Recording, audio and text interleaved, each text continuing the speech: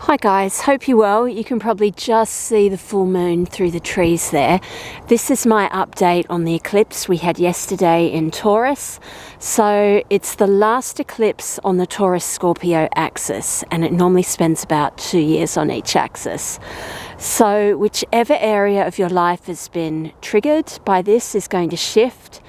And it does feel like it's time to take action on something. It might be a case of something you've worked on or something that's evolved for the past 2 years, and it feels like now or never. So the question coming up is, do you have the courage? Do you have the desire? Does now feel like the right time to you? Another thing I wanted to mention was ascension symptoms. This often happens around eclipses and strong full moons.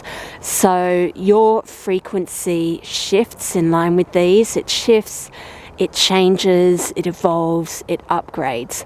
So you may have been feeling a bit jittery, and you may have had some symptoms just of being a bit unwell, like headaches, head cold, stomach upsets, and it's a type of detox.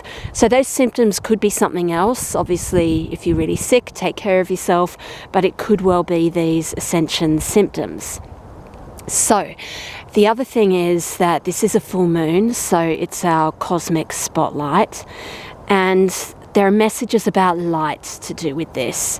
So first one is a reminder to find the light and the joy and the peace inside yourself before you share it with others.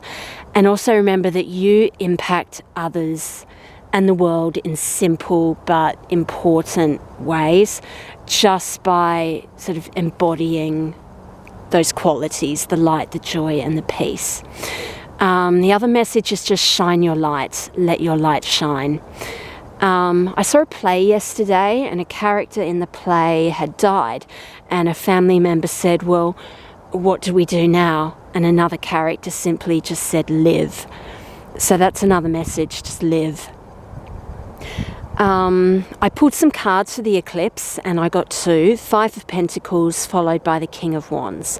So Five of Pentacles, this really reinforces what I said about the light and how it impacts on others, because Five of Pentacles can be a sense of feeling despair, hopeless, out in the cold, needing help, fear of lack of resources.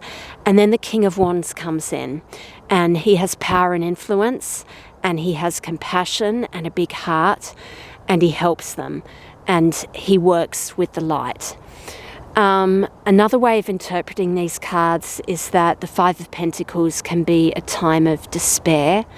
It can be a difficulty you've experienced and have really pushed through it, and now you're emerging more like the King of Wands, very much more powerful and victorious, with a big heart and no resentment.